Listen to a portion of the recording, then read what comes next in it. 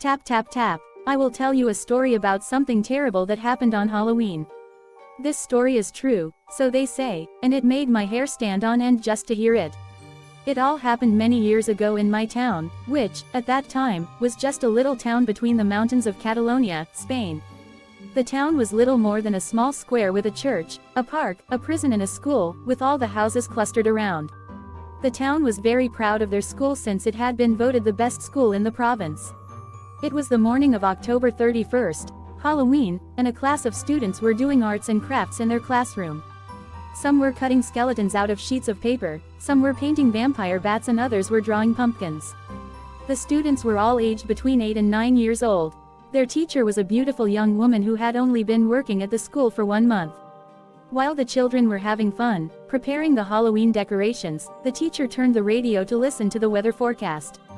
She was planning to organize an outdoor Halloween party for the kids later that day and wanted to be sure that it wouldn't rain. Suddenly, the weather forecast was interrupted by a news bulletin. This is an important announcement. A convicted murderer has escaped from the local prison and is on the loose. He is described as armed and very dangerous. Please, do not attempt to apprehend him. The police will. The teacher rushed across the room and switched off the radio. She did not want to alarm the children, but it was too late. The children had all heard the broadcast and were very frightened by the news. They knew that the prison was very near the school. The teacher tried to reassure them and told them not to worry. A few minutes later, the school principal made an announcement over the intercom. Attention all teachers. We have been informed that police are dealing with a very serious situation that is occurring right now in the town. All teachers are advised to lock the doors and windows of their classrooms until the police get this situation under control. I repeat, lock all doors and windows until further instruction. That is all. The teacher told the class to stay calm.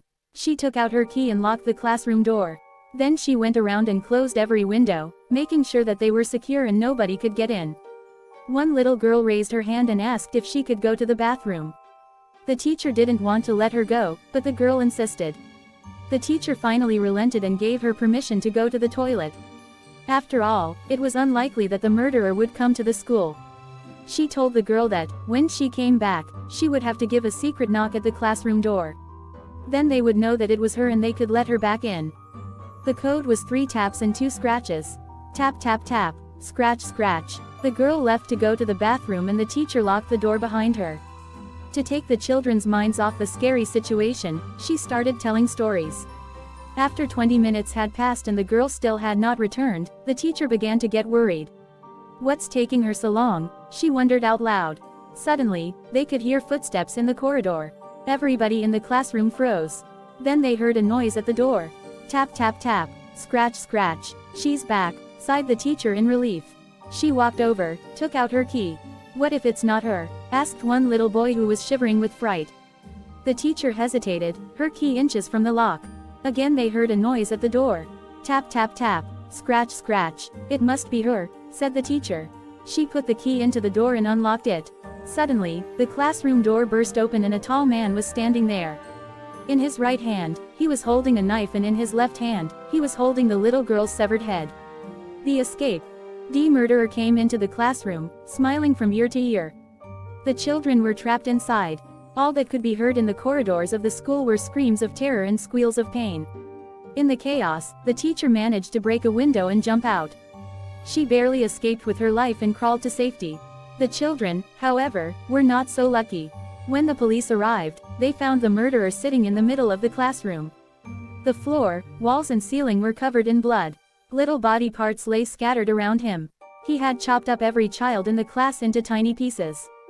They found the headless body of the little girl in the third stall of the bathroom. The police figured out what had probably happened, that cold October day. The escaped prisoner must have been hiding in the toilet when the girl was asking for permission to go to the bathroom. He must have surprised her in the stall and forced her to tell him the password. When she did, he cut off her head. Today, the teacher is in a psychiatric hospital. She never recovered from the incident and can't stop repeating over and over again, tap tap tap. Scratch scratch, tap tap tap. Scratch scratch. The school was abandoned because parents refused to send their children there. There were too many bad memories. The school was left just the way it was when the murders occurred. They say that if you visit the old school building and go into the classroom, you can still see the blood still dripping down the walls. If you are brave enough, you could even go to the bathroom. Just tap 3 times and scratch 2 times on the door of the 3rd stall. Then open it. You will see the headless body of the little girl sitting on the toilet.